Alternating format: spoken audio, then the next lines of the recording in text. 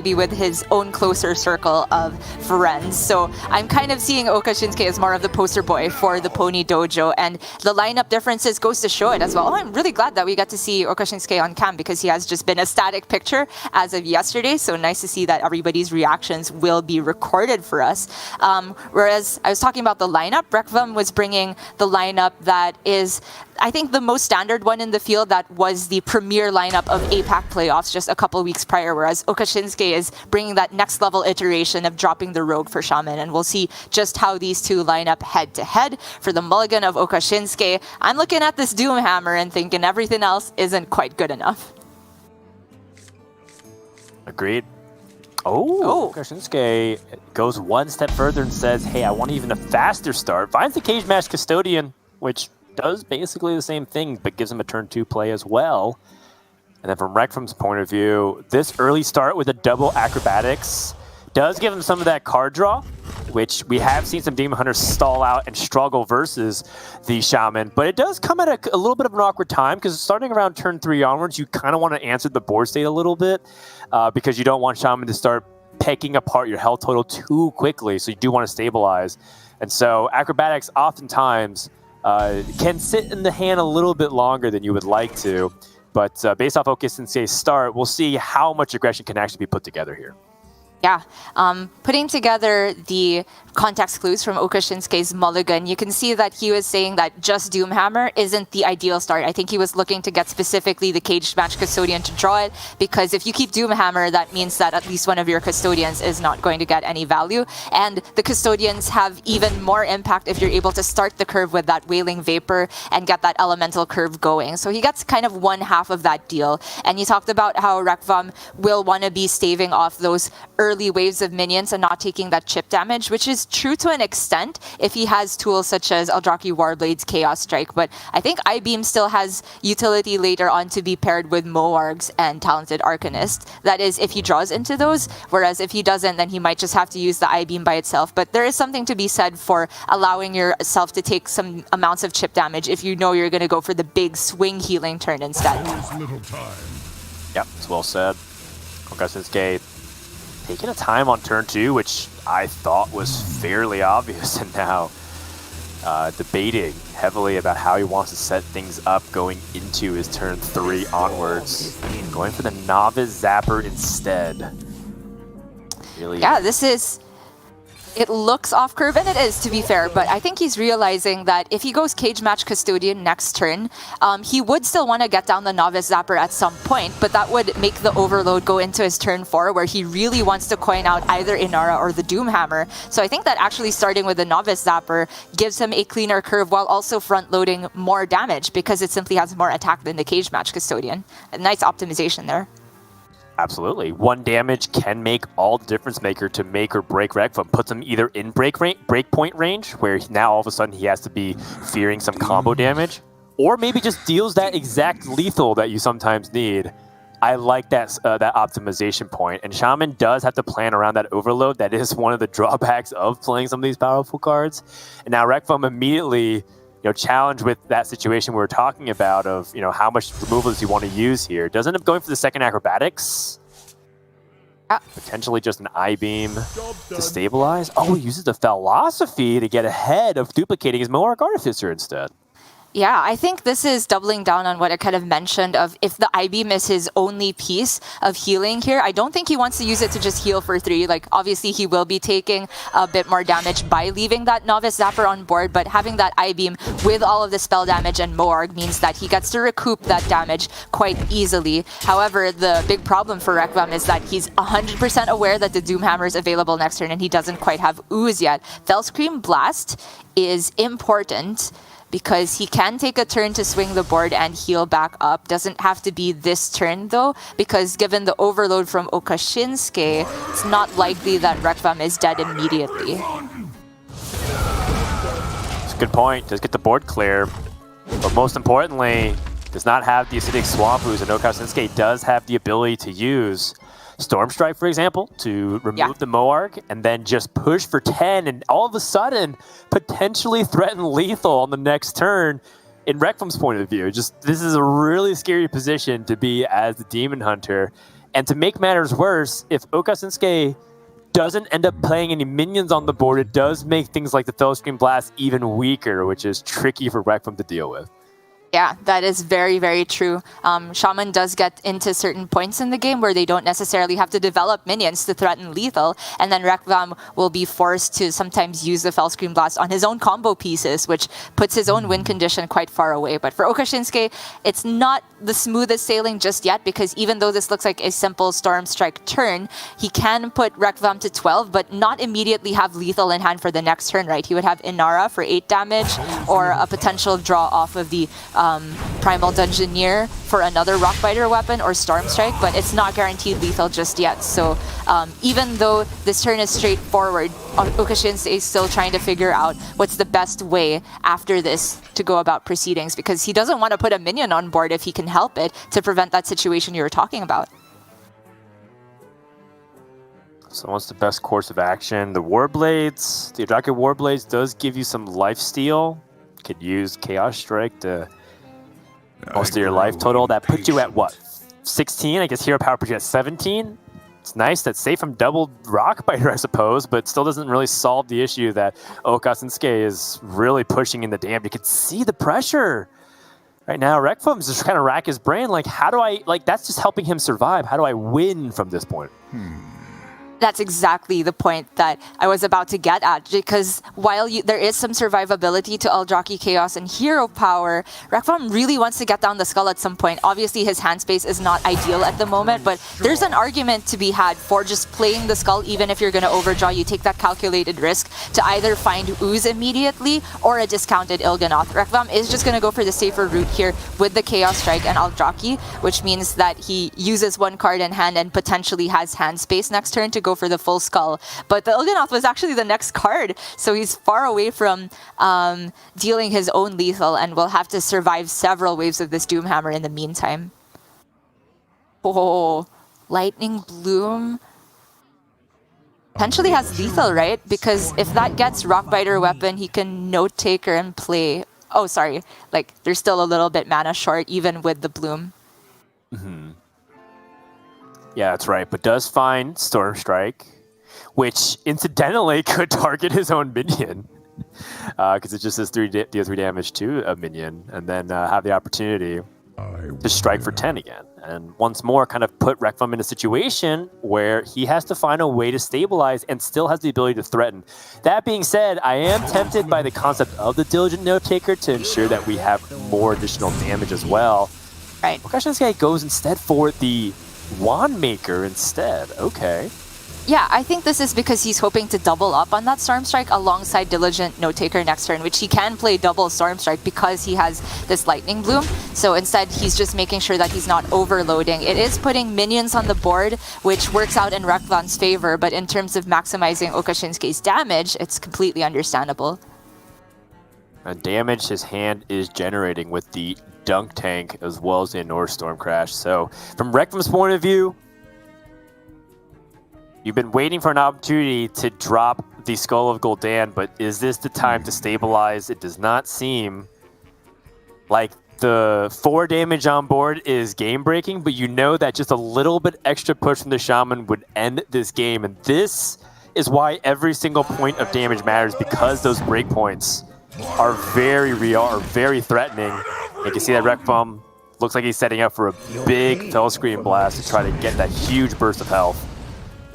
Yep, that is going to be basically a Reno here, not going to expend the last charge of the Eldraki Warblades, which is smart. You don't want to overheal, because he knows even though this Doomhammer is on its last 2 charges, there is more where that came from. If okasinnsuke has the second Doomhammer, then reqvam doesn't necessarily have his Ooze yet. Oh, looks like we have a bit of a connection issue. Hopefully we get that solved as soon as possible. But this turn for okasinnsuke is also super interesting, right? Because he's been put in a situation where he kind of has to look to clear the board instead of just pushing face again, because there's a Moarg left there and he doesn't want to fall prey to some sudden lethal from second Fellscream Blast with Il'gynoth.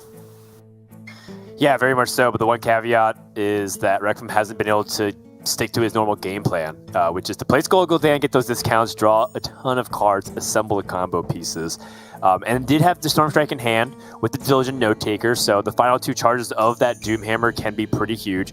But also, even if you do use up those charges of Doomhammer, the Inara Storm Crash gives you effectively the same thing because you just want to be able to double dip on these effects that give your hero that plus attack.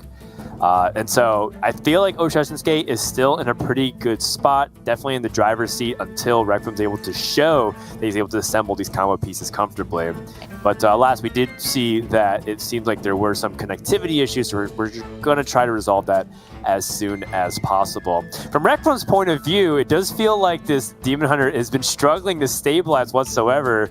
And you kind of mentioned one play that was pretty interesting, which was sometimes it's correct to play a card like Skull Gul'dan and overdraw, even if you know that it's not really the optimal usage of it. When do you feel like those are the times to go for? Is it just when you're guaranteed to die? Yeah, that's definitely one of those situations where if it's literally the only out, of course it's correct to play it. That first turn where I mentioned it as a possibility was definitely a lot more difficult to make that decision because reqvam did have a way of healing out of immediate lethal ranges, at least for most combination of cards from Okashinsuke. Like with the Aljaki healing, I think Okashinsuke would have had to have some Lightning Bloom on top of hero buffing powers. And then by that point, however, reqvam will have to have relied on drawing Fell Scream Blast in order to heal himself. So it's kind of like towing the balance between can I get to a Fell Scream Blast soon enough versus is it better to just try and go for my immediate lethal with either finding the Il'gynoth or better prevention of a discounted ooze. It's really, really close margins. And in the end, reqvam was rewarded at least for the meantime because while he did have to use a Moarg and 2 spell damage minions, he still has combo potential available with a Philosophy 1 more Moarg and the other Talented Arcanist.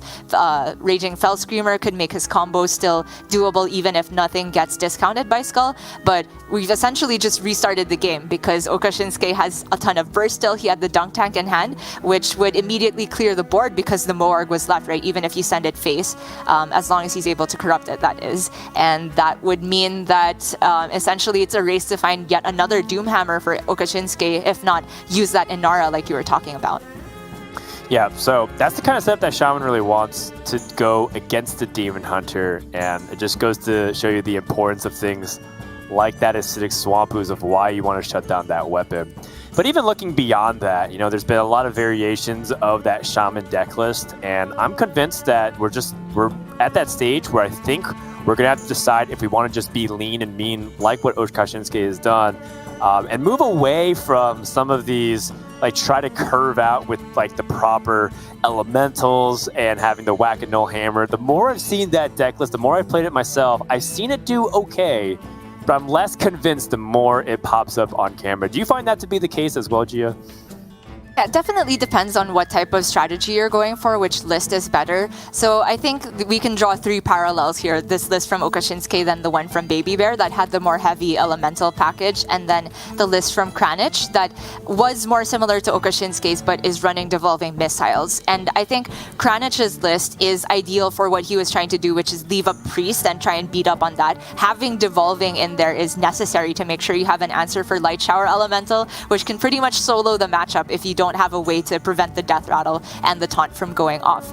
Whereas for Okashinsuke, he is still banning Priest, right? So I don't think he's required to run Devolving Missiles, and instead doubles up on the Dunk Tank and the Torrent to make sure that other minions from the opponent's side of the field, because he's expecting to run into OTK Demon Hunter, Rush Warrior, can be dealt with very, very cheaply. So I think in terms of the overall conquest context for this, Okashinsuke's list suits his purposes really well, and Kranich's suited his purposes very well. Whereas Baby Bear's list is somewhere in the middle, which it does include that Lily Pad Lurker to kind of take the place of Devolving Missiles, but I think that list still needs a little bit of tuning in there because the Lily Pad is quite expensive, and also the inclusion of Whack-A-Null, I feel, is probably not that beneficial in the long run because you do want to make sure that your cage match can get Doomhammer most of the time. Yeah, the flexibility of those deck lists that require you to, before you play it, activate the elemental buff through playing a minion beforehand, or in order to have an effect like Whack and Null be getting the value, you need to have that existing board. It does feel like Shaman is trying to figure out what exactly that deck list is looking like. That being said, it still resulted in some really interesting storylines going to the weekend. People were expecting Priest to do well, and after a couple rounds of Swiss, Priest, despite the fact that lineups that were targeting it, when they didn't ban Priest, it still had close to a 60% win rate. You know, that just goes to show you the power of Priest. However, of course, the law of big numbers, right? Like the averages end up coming out. You see that over time, after 9 rounds of Swiss, Priest win rate has actually completely consolidated down to just a cut above 50%. And Shaman was the king at the very end. 56% win rate, the highest performing class, and it's a relevant sample size over a few hundred games, just a little bit less than Priest. And so at the end of the day, I can definitely say that Shaman was one of these interesting brings that end up being successful. Its matchup spread is actually very good. There's not many unfavorable matchups. Surprisingly, one of the weakest matchups ended up being a Hunter, which clocked in at 50%. Everything else was a winning matchup for Shaman, which I think is really interesting food for thought. And I don't even think we can count this Hunter win rate because it's literally 8 games of Shaman that were Hunter versus Hunter that were played throughout the Swiss. Right. These are 2 classes that people barely brought because, well, in the case of Hunter, it seemed like people that really believed in that newer list are few and far between. The newer list including the Moonfang in there and the resizing pouches. Whereas Shaman, while it did see some healthy bring rate, I think a lot of people are just not confident in it just yet. They don't like being all in on Doomhammer because of the threat of Ooze, but as the weeks move forward, I think the ladder stats and the tournament stats will reflect that Shaman is a force to be reckoned with, and that it's still at the tip of the iceberg, right, in terms of how to refine the lists, if this is even the best archetype, because there's a whole other archetype of just elemental Shaman that's not necessarily even running the Doomhammer package that potentially gets to be explored. It's really nice to see that there's still room to explore here. And then for Priest in particular, you mentioned about how the law of averages came into play. It's also, I think, Sottle mentioned just the fact that the worst target Priest lineups were being weeded out, dropping 1, 3, 2, and 4 throughout the earlier rounds of Swiss, which meant that the stronger target Priest lineups, at least for this context, that were being a bit more aggressive were the ones getting more time in the light and slowly petering down Priest's win rate. So it's just cool to see the evolution of a meta even contained in one tournament.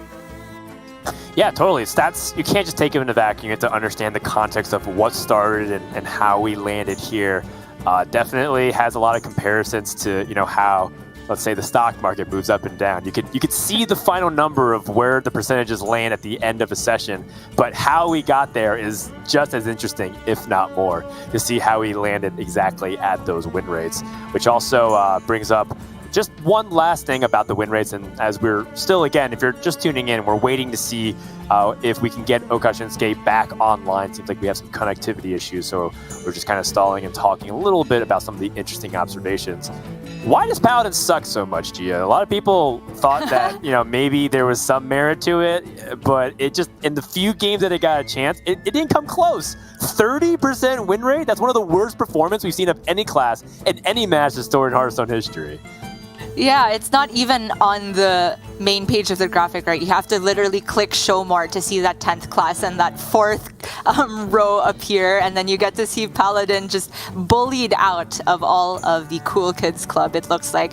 And it's not surprising. Paladin got hit by rounds and rounds of nerfs, and the Paladin the biggest nerf, I think, was to Hand of Adal more so than First Day of School. That card was so crucial to Paladin because it's a key part of their card draw package, where Paladin's cycle is heavily dependent on that if you don't hit exactly sort of the Fallen to try and make sure your deck gets thinned.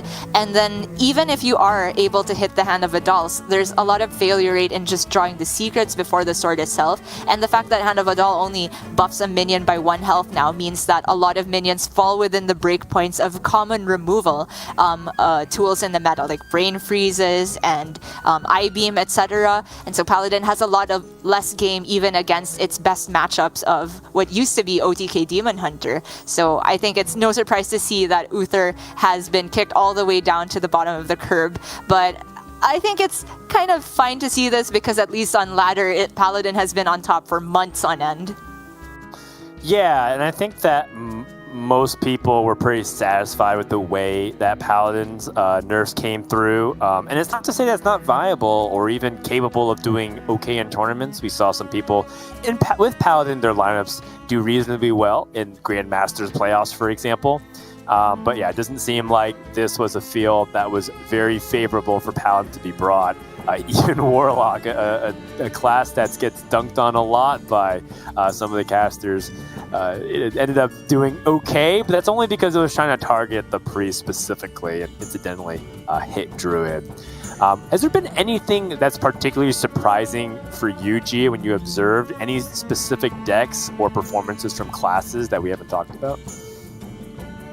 Well, Shaman in and of itself was a bit of a surprise. I did mention, I think, a couple times in rehearsal that I think the rumblings are there of an X-Factor class, a deck that could really pull the rug out from everybody, but I didn't expect it to do this well, as in be literally the highest win rate class in the tournament. So the gravity of Shaman's performance is a surprise to me, if not so much just the fact that it would be good. Also, I would say that the hunter lists that I think have been hyped up on social media by Orange and company, I'm kind of sad to see that it didn't do quite as well as some people expected, because I think there's really something there doubling down on Moonfang. That's a very, very powerful card in the current meta, and just having a different list that's a little bit more aggressive in the early game. I think there's some potential there as people get a bit greedy sometimes in the way that they target Priest. Yeah, I think so. I think for me, one of the surprises has just been, Druid's stability. I kind of wasn't sure exactly where Druid sat, but it ends up being a very reasonable bring to the field. I wasn't sure if it was just specialized based off, we talk a little about how APAC loves Token Druid compared to the other regions, and I wasn't sure if that clash of styles would have ended up being something that exposed Druid's weakness. But even the Clown Druid, right, like some of these ramp Druid styles showed a lot of promise. So I was pretty pleasantly surprised specifically by Druid. It's one of my favorite classes, just because I love doing that big, powerful idiot stuff. And I wasn't really sure where it sat. Turns out it's just very solid. For sure. Sadly, the Druid matches, or at least the Clown/Primordial Druids that I got to cast yesterday, the Druid kind of rolled over and died because either they didn't hit ramp or they did hit ramp, but not a good way to pay off, and their opponent just curved out in an insane fashion. But I definitely think that there is some potential to be had in those Druid archetypes, and it looks like we did just get news that because okasinnsuke was unable to reboot his PC on time for the window that we have to allow players to get back into the game, unfortunately he will be taking a game 1 loss there. Oof, yeah, so we gave a little bit of time for reconnection from okasinnsuke, but I guess the game loss is aborted, which is a huge thing for reqvam. I think that was one of the things where maybe if we played it out, it could have been a situation where reqvam was the huge underdog, would have had required a dramatic series of events to win, but it wasn't an unsalvageable situation. And I believe that for those kinds of disconnects to be ruled in the favor of the person who did, you have to basically be showing lethal on board, which is something that is nowhere near what okasinnsuke had, given he had no minions on the board and only had combo pieces from hand with limited mana. So sad times, but hey, if you're in okasinnsuke's shoes, probably going to get a better PC and internet connection for next Masters Tour event, or perhaps Grandmasters moving forward. But 2, the hardest part has been cleared, right? The pinnacle of what a lot of these players are trying to go for is a Grandmaster spot. So this is, in a lot of players' mind, extra credit with a lot of money on the line, which is nice, but not the primary goal that they came into with this weekend. Well, for the majority of players, yes. At least for okasinnsuke in particular, I think it was mainly about GM qualification. A lot of the rest of the field are not able to get into GM for this very next season, but they are looking to get as many points as possible leading into 2022. And also the prize pool, of course, $25,000 is, for a lot of people, a life-changing amount of money. And for okasinnsuke in particular, I'm just very glad that we have a long break before Grandmaster Season 2 starts, enough enough time to pick up perhaps a better PC or repair what needs to be done with this one, because it's really unfortunate to see this type of thing happen. You mentioned that the game was definitely not in anywhere close of a state that we could say that it was really going to go one way or another. It was basically reset to square one with that Reno effect from reqvam. Okay, so we did get the 1-game loss. We were kind of getting confirmation if there was anything else that's happening because, you know, again, we're waiting and we're stalled a little bit on time for okasinnsuke to reconnect. Apparently there's just like that PC issue. But, I mean, that is something that we'll have to look past and focus on moving forward for game number 2, assuming that... we did get confirmation. Okay, so we're going to continue from game 2. Okay. And we don't have to improve to a higher penalty, which would be really good. This is really a big bummer for me, Gia, because I think this is a time where I can reveal that I am indeed very just unlucky. I picked okasinnsuke as my winner because I thought that he had a really good, well-positioned opportunity to go to the finals and win a tournament, and now we're just down. I'm down bad, Gia. I'm down bad. 0. You are. I mean, you and I are similar in that our last predictions went abysmally, 0-3 in the playoffs for each of the regions. Lorinda can join us in that one, in this pity party, but your streak is continuing, Dan, and that certainly cannot bode well if it's an external factor. It's not even Oka playing badly, it's the fact that his PC failed him here, which is a concern moving forward through the rest of the tournament if he's even able to make it past this series, which is going to be hard with that 1-game deficit.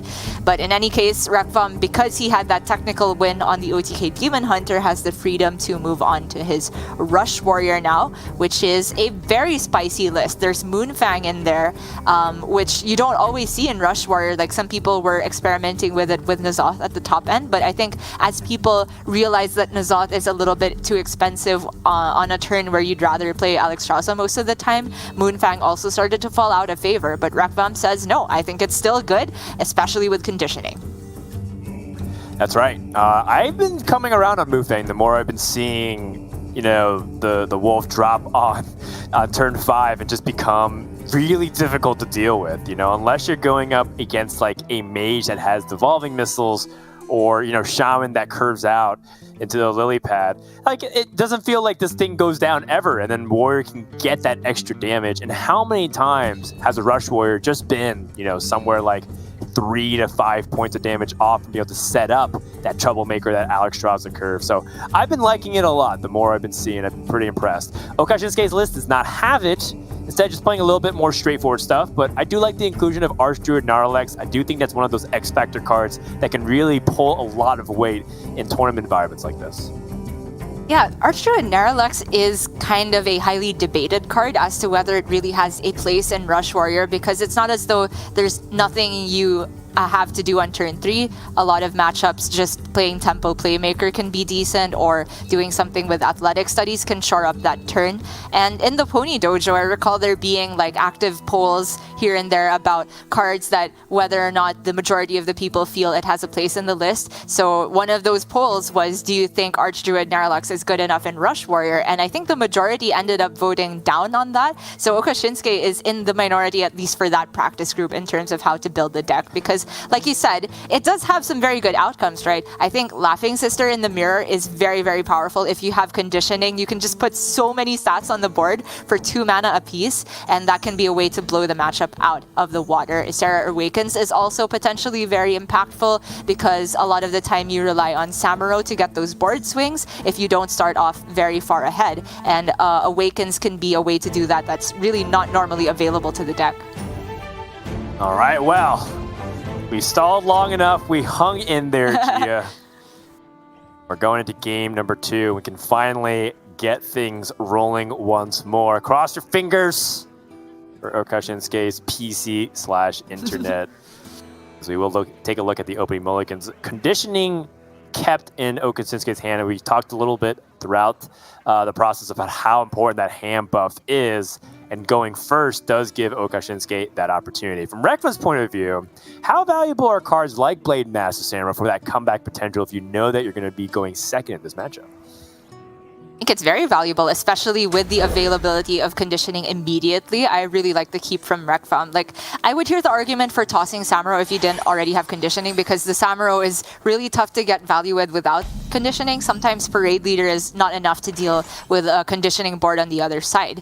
But when you do have the guarantee of being able to buff the Samuro, especially if you pick up second conditioning, this is a board reset in a can for reqvam. He doesn't have access to curving out early, but we already know that from seeing tons of Rush Warrior minions, it does tend to pan out where the player who gets less conditionings tends to be the one that gets more aggressive, and it's up to the greedier player or the one with more conditionings to win the value game and make sure they stabilize so that they're not dead to things like Troublemaker tokens and Weapon Swings and Alex Straza Burst, because they will almost certainly have won the board by that point. All right, well, turn to Crab Rider just to get some semblance of that board presence that we talked about. Don't think it was a turn 2 conditioning for just a rank 1 buff like we've seen a couple of times. Just didn't really seem like it lined up into it. And from reqvam's point of view, this is a hand that's looking like it's got a ton of ways to explode onto the board. Almost to the point where you could justify considering the conditioning to just slowly stack up the hand and win the board off of momentum and not give time for okasinnsuke to get things going. Chooses the hero power. Okay. Yeah, this is greedy, but reqvam is already deciding here he's waiting for the conditionings to get to their full value, which against most follow-ups from okasinnsuke, I think holding on to double conditioning is reasonable, but this is one of the panouts where it gets a bit awkward, because if he answers Rakara, it requires using the coin to get the Sword Eater down, and you absolutely do have to answer Rakara. And it's a bit painful to have to use that resource because the coin could be one turn sooner towards Troublemaker, but the interaction of going second and first is actually very different in Rush Warrior compared to other matchups, because you can't coin into rank 2 conditioning on turn 4. Like, the coin gives you the mana flexibility, but you don't naturally have the mana to get the full value here. So I think it's not the end of the world for reqvam to have to use the coin, although it might be a bit painful towards the late game if he does run into a dead turn before Troublemaker. We shall see. Does end up picking up Stage Dive. Not seeing a ton of application of it right now. You can see reqvam a little bit of a deep sigh, recognizing that that tent trasher has very much trashed the tent that he set up with the Sword Eater. But can just eliminate it with the Weapon Swing. The question would be, what does he want to do to set up for that conditioning? I definitely like playing one of the 2 drops into Stage Dive because he wants to have as much mana as possible to play the conditionings, and so get that card draw through. Overlord Runthak is a great outcome, and reqvam, I guess, choosing to develop the bumper card, because if the tokens die, then he actually gets more things to buff with conditioning immediately. And I think, considering just for a second if you wanted to immediately kill off the bumper car, but realizing that's a little bit too fancy because he can just bump his bumper car instead, and then it's almost certainly dead by next turn and he can get full value on the conditionings. He was just stressed there because he had to face tank the damage, which is a bit scary if you expect the opponent to have a strong curve following up. But as it happens, okasinnsuke does have conditioning, but he's also in a position where he wants to be reactive because he has Samuro and none of the heavy-hitting rush cards instead, at least for proactive value. Yeah, tricky spot indeed. It's the onus is on okasinnsuke to keep up the momentum. Yeah. Not often you see... Yeah. It is not quite powerful enough, I think, here, as opposed to taking down the Playmaker and the Crab Rider, which also allows reqvam to fit into conditioning. Sorry, only taking down one of the minions, but it's obviously the more threatening of them. And it's like, it might look a little bit surprising for okasinnsuke to just play the Playmaker down for tempo like that, but he realizes that because he's conditioning first, this is an opportunity to make it such that reqvam had to choose whether he wanted to go conditioning or clear the Playmaker, and sometimes delay that value that he can get. But the fact that reqvam had double conditioning meant that he got to have his cake and eat it with that cheap Dark Moon token.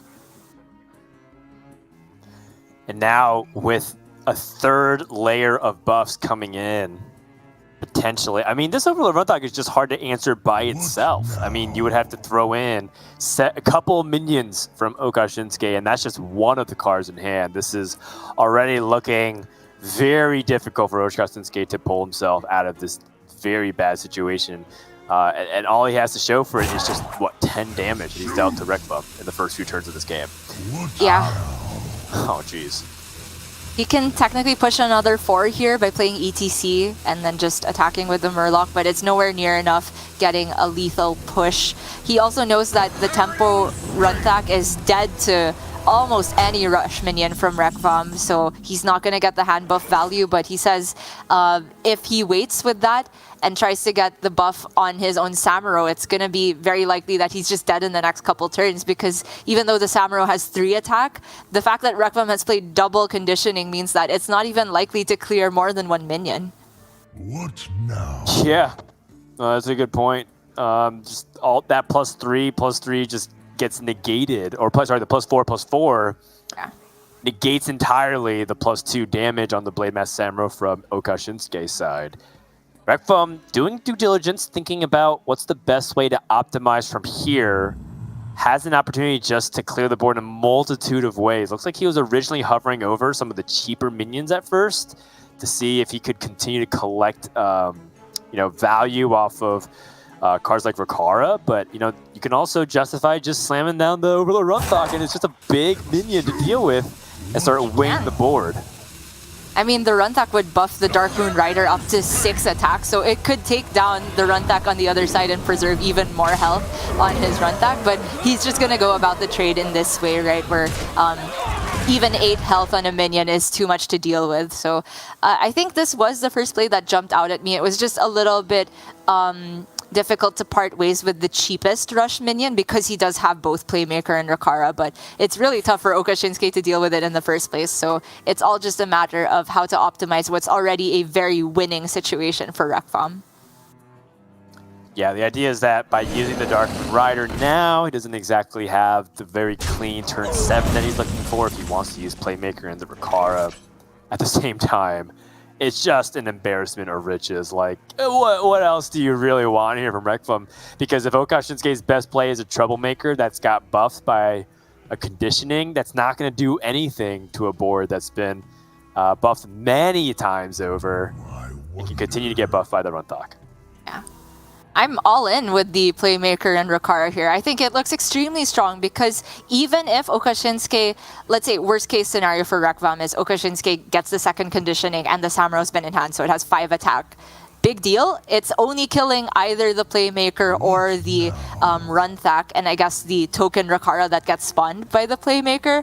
But then reqvam still has so much damage to push. There's just very little okasinnsuke can do against this. He's not running Scorpids as some of the more out there lists of Rush Warrior are, so there's no chance to discover Brawl or anything like that. So I think reqvam can close out the game very soon just by playing Playmaker Rikara, even if it's a bit off curve.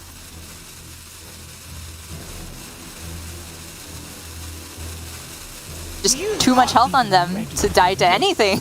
I'm not too young to fight. I'm not too young to fight. reqvam just taking this time to really set everything up, and there's not really too much more to talk about here. okasinnsuke immediately concedes. The methodical, slow play from reqvam gets a Game 2 victory, putting him 1 game away from going to the top 4 and eliminating recent Grand Master promoted okasinnsuke from Japan. All that remains is the Rogue, but as we showed the recap of what happened this game, it was pretty straightforward. It was one player drew a lot of the buffs and one player drew 1 buff. The rest is history. Can the Rogue get over the hump? When you evaluate okasinnsuke's lineup versus the Rogue, how do you fare his chances here, Gio? I think he's got 2 good matchups, into Rogue, the Rush Warrior being the very good one, and then Shaman being pretty good in my opinion. At least based on our tournament stats, Shaman has had at least 50% win rate against everything and slightly above against Rogue, so definitely doable there. But the OTK Demon Hunter is where it might get a little bit difficult for okasinnsuke. I do believe this deck still has quite some game against Rogue, but as time has gone forward, people have realized ways to play against OTK Demon Hunter as Rogue in the most effective ways, such as timing the Cult Neophyte, and that tends to make the matchup a little bit harder. So not impossible, but obviously it's such an uphill climb for okasinnsuke because that disconnect at the beginning had such huge implications in terms of not just immediate match score, but momentum. Imagine having to lose a game due to circumstances out of your control, and then the second game just being dealt a hand that never gets there against double conditioning. It felt like okasinnsuke's had little agency so far. All right. Yes, both in and out of game, apparently. As you know, we got game 2 underway, but the draws weren't exactly lining up. If it was not the PC, it's the deck. But we'll see. One game at a time, and that's all you really need to focus on if you're okasinnsuke. Miracle Rogue doing really good stuff and ends up being just the stable deck that we've come to expect it statistically. Just very decent spread outside of the imbalance of Warrior versus Mage. It just seems to be that kind of dynamic split. And overall, just, a deck that I really love. I really enjoy that Miracle Rogue is still a thing. And we'll see if okasinnsuke's Shaman can get the ball rolling over on his end. reqvam is not guaranteed to win simply just because he's up 2-0. We've seen many reverse sweeps, even in the unlikely scenarios, just this weekend. So let's see if he can do it, starting here on Game 3.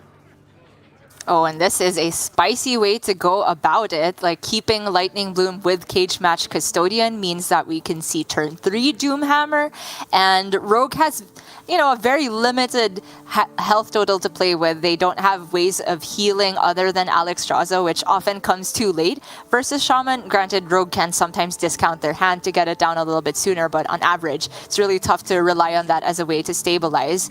And then there's sometimes ways to generate Mage Secrets, but it's nowhere near consistent enough to beat down the very, very early Doomhammer. So we're actually seeing the full keep from okasinnsuke, because this is just a curve, right? He can go one Maker or Cage Match Custodian into the other one and then bloom out the Doomhammer. You have one question mark as for the overload turn, but after that, Inara for immediate 8 damage with Doomhammer is just so tough for Rogue to deal with.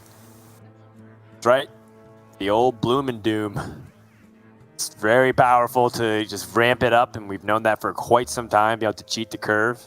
This is no exception in terms of pressuring Rogue, a class infamous for not being able to gain lots of life. reqvam does find the Brain Freeze, so that could immediately come out with the Foxy Fraud and the Field Contact. The only issue, the Field Foxy Fraud into the Brain Freeze.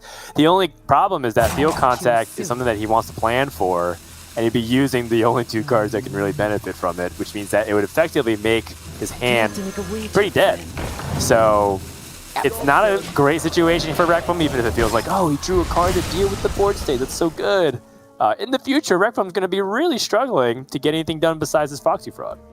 Yeah, it's obviously not ideal, and he'll be relying on some strong top decks from this point forward, but reqvam still absolutely has to prioritize dealing with the little minions on okasinnsuke's side, because he can't afford to take any damage from minions. He knows that there's the Doomhammer that he just cannot interact with no Ooze and no taunts in the Rose deck, so any bit of minion damage going forward is a bonus for okasinnsuke that reqvam cannot afford. And you saw the roll of the eyes there because he picked up the Swindle after having used Foxy Fraud, which is a little bit painful, but at the very least, he can activate it next turn with second Wicked Stab.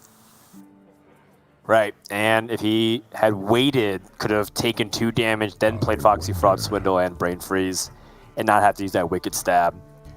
But in this kind of situation, as a Rogue player, I totally am sympathetic towards just doing the thing that preserves HP and trying to fight for board.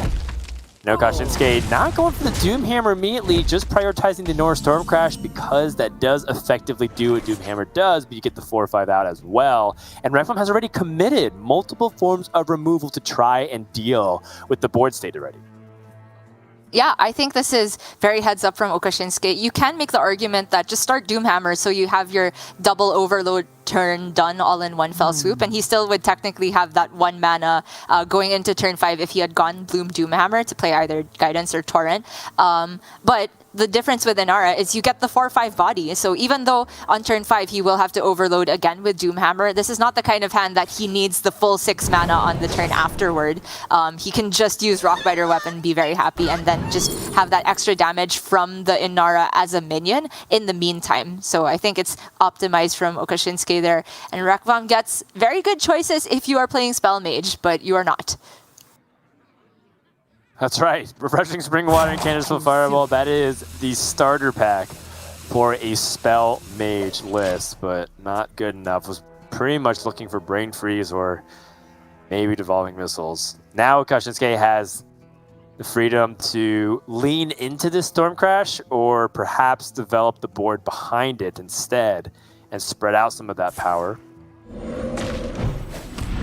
Oh, interesting. I was thinking this was potentially just guidance plus the wailing, but hitting the best totem outcome here to heal up the Inara is even more painful for reqvam. That gets it out of range of another Brain Freeze, for example. But I think he picked up the Fireball just to have a way of dealing with Inara, even though it's inefficient. He just takes the guarantee, and now Okashinsuke gets to go for the Doomhammer, and this is, from this point onward, the simplest game of his life. Look at this. Next turn, Note Taker with Rockbiter weapon, and reqvam can get out of this game. Yeah, it would take kind of a miracle series of events here for reqvam, but thankfully that's what the deck is named after. Zakas. What do you even look for? The lifesteal? Taunt? The one-time taunt is good. Taunt? Yeah. Yeah. Doesn't find either, right? Any of the survivability traits. That's unfortunate, but perhaps just ending reqvam's misery a little bit sooner, because even in the face of taunt, like Okashinsuke could deal with one using Torrent, deal with one using the Rockbiter weapon, and just merrily have his lethal on the next turn anyway. However, he still doesn't have the knowledge of what that golem could be, and so he's got to evaluate what if there are two 5/5s with taunt coming down the next turn. Is he able to just afford to face tank that with Rockbiter weapon? He wouldn't have lethal against two 5/5 taunts, right? Because I'm assuming this turn is Note Taker, Rockbiter, and then ship 10 to face. If he has to ship the second Rockbiter into the two 5/5s, then he would only have the Serpentine to send face against reqvam, which is only 3 damage and 5 off lethal. So Okashinsuke just trying to optimize in case of the worst case golem scenario.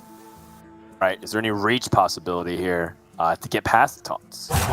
What if lifesteal comes into the equation? You know, how does that change the damage breakpoints from there? Point where I think Okashinsuke might be even entertaining the deviation from the Diligent Note Taker and the Rockbiter as we had discussed.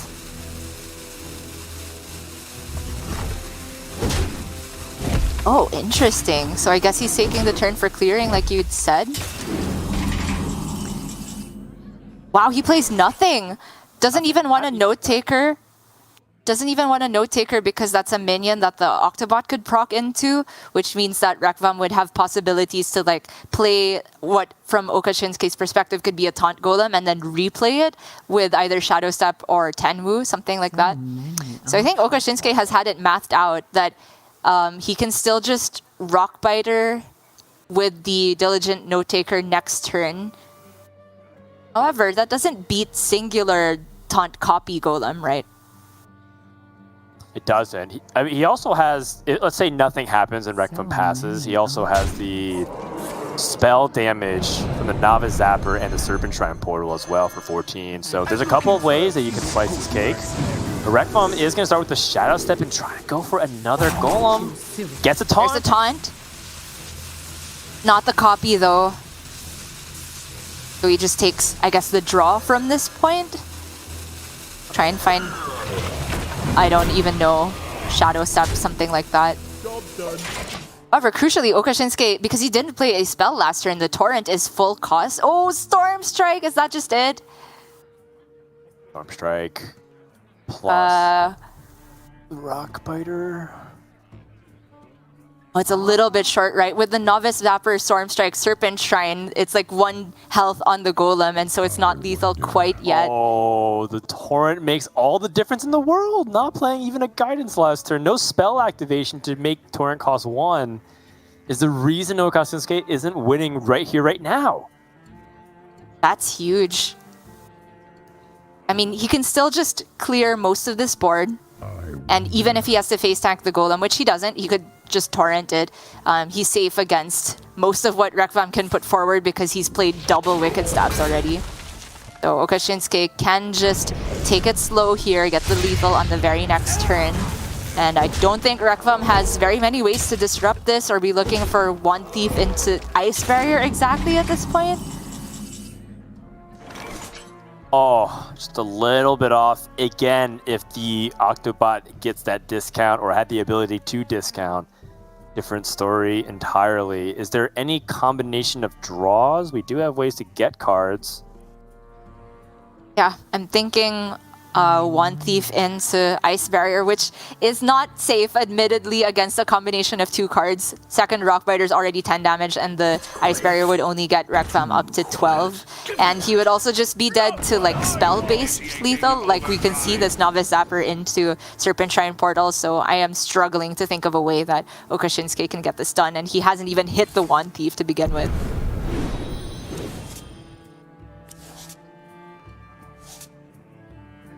Yeah, it doesn't seem like it's going to be it. reqvam still drawing cards, which draws more other cards. A lot of his hand just does the same thing that he already was good at doing. Nothing doing. When you see the full keep from the Shaman, you already kind of get that impending sense of doom.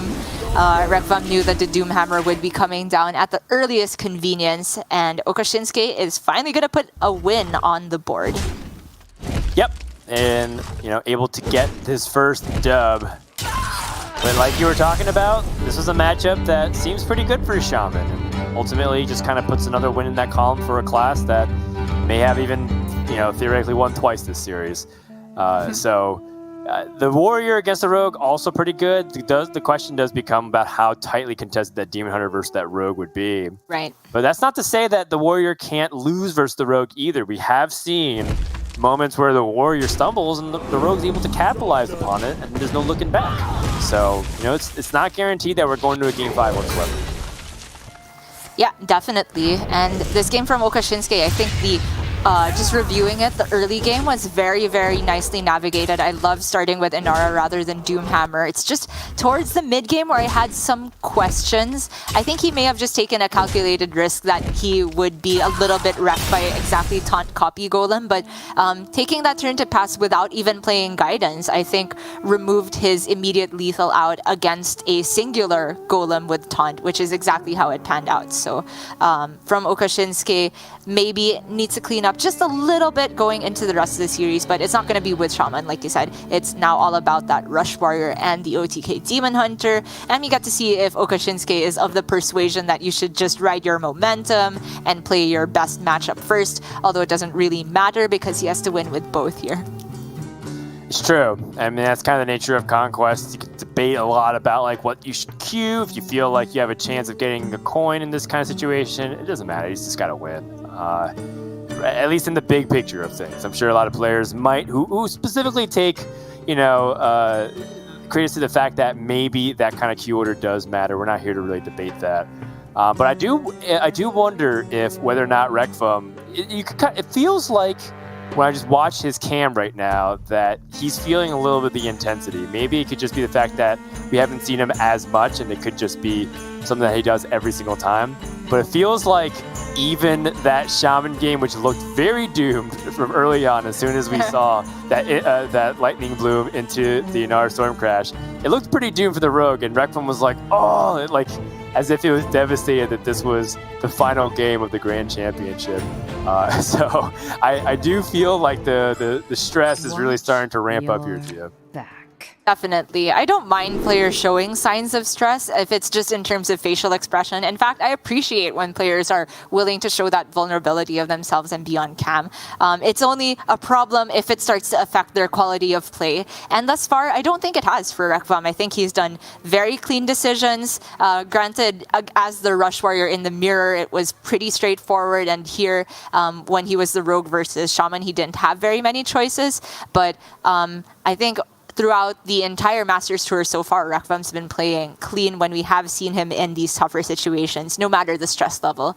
But it looks like okasinnsuke is going for the better matchup first with the Rush Warrior, and he's got a very strong opening, even though it's a little bit slow. The Ringmaster Watley with conditioning ensures that he will never lose the mid game, which already leads me to think that reqvam's best win condition is trying to vomit out stats in the early game. Just things like playing Foxy Fraud into Vanessa, even if you don't get value, can be one of the ways you beat one of these greedier openers from Rush Warrior.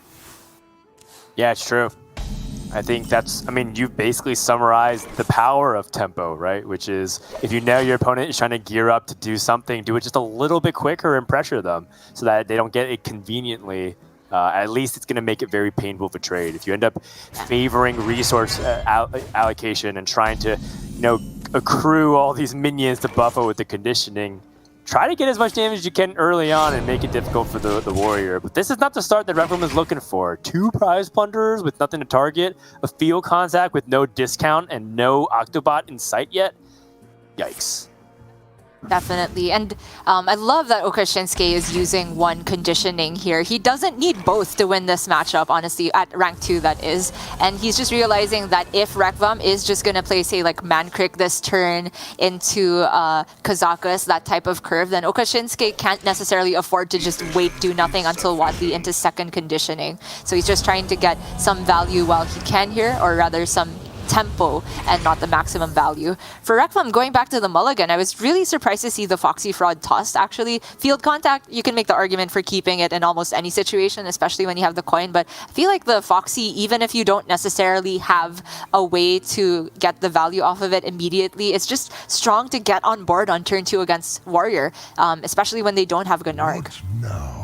Yeah, very tricky situation. For reqvam. Now they didn't have access to it, but that secret passage, finding the Octobot, is a very nice consolation. And funny enough, the fastest turn that we saw from reqvam, it just even really think about it. It's like instantly secret passage, instantly play the Octobot, not even really considering that Foxy Fraud and that Wand Thief. So, you know, really prioritizing and showing everybody what you should be thinking about an unfavorable matchup like this, which I like. I think a lot of people just maybe play their normal game plan and hope that it's good enough, but you really, in matchups that are a little bit tougher, gotta take sometimes the harder risks in order to get ahead. And I think Octobot is key to almost all of those strategies across the board. This is huge, the fact that it gets to go off. And so reqvam can coin Jandis into Shadow Step and try to win the board that way, or go for a field contact turn. Personally, I'm still leaning towards Jandis as soon as possible before he's seen second conditioning.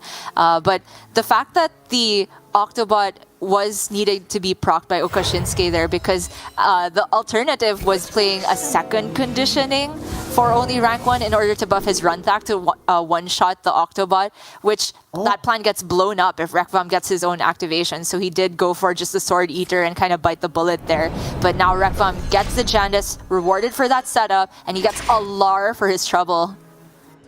A Lar is so annoying to deal with.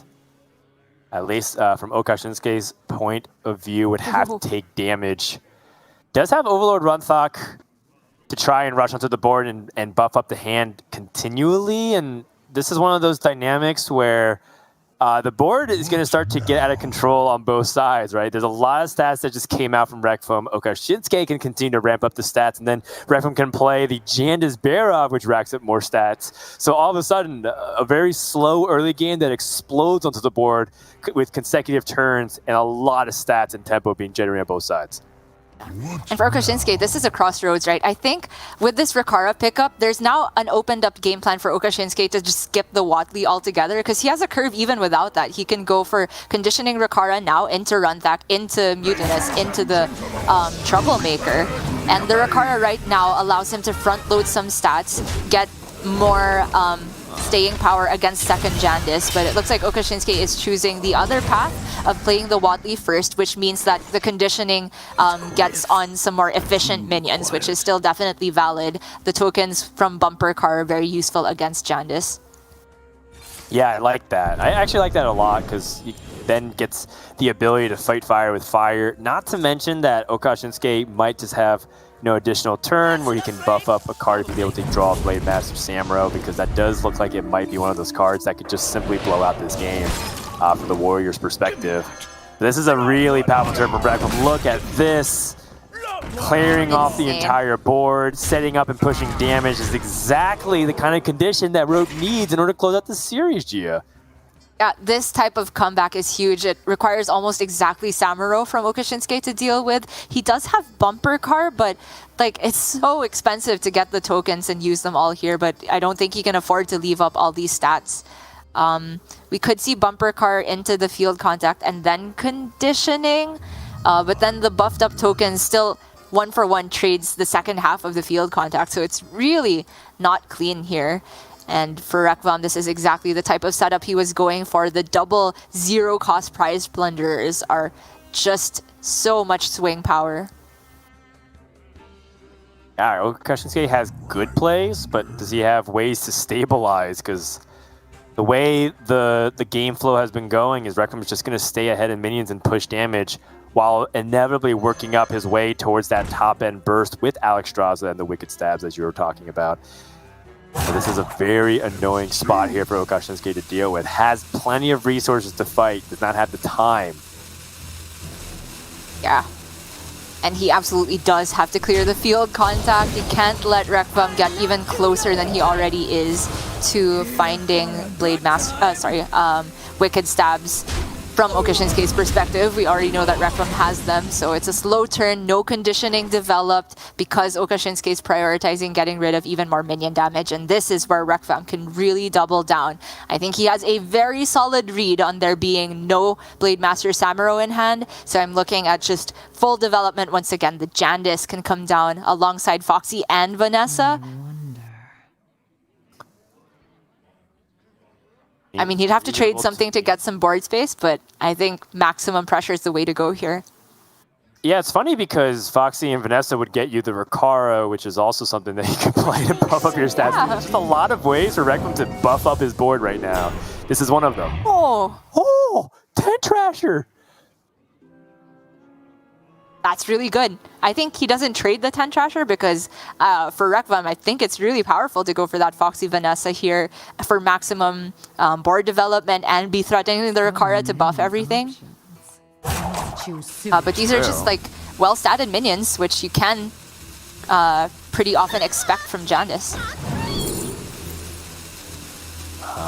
Looking for... Oh, sorry. Does he get a Rider and...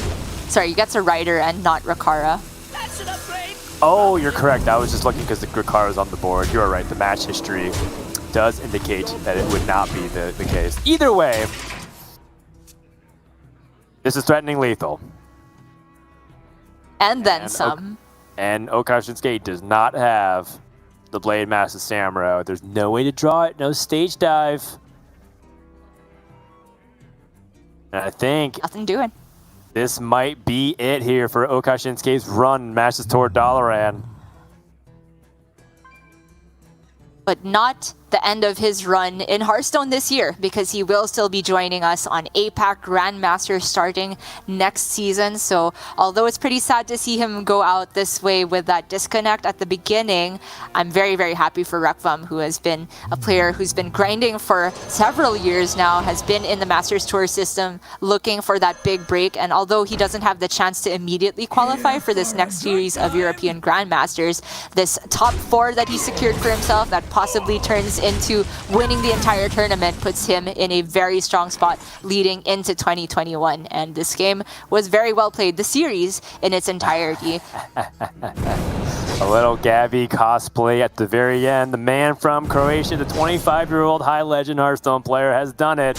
That is going to be a top 4 semifinals berth, booking some extra thousands of dollars as he will be advancing over okasinnsuke. Good play, a little bit of fortune to start off the series. Just look at the elation. I love that. You love seeing good play, good preparation, and also the players being capturing the moment of all of their hard work paying off.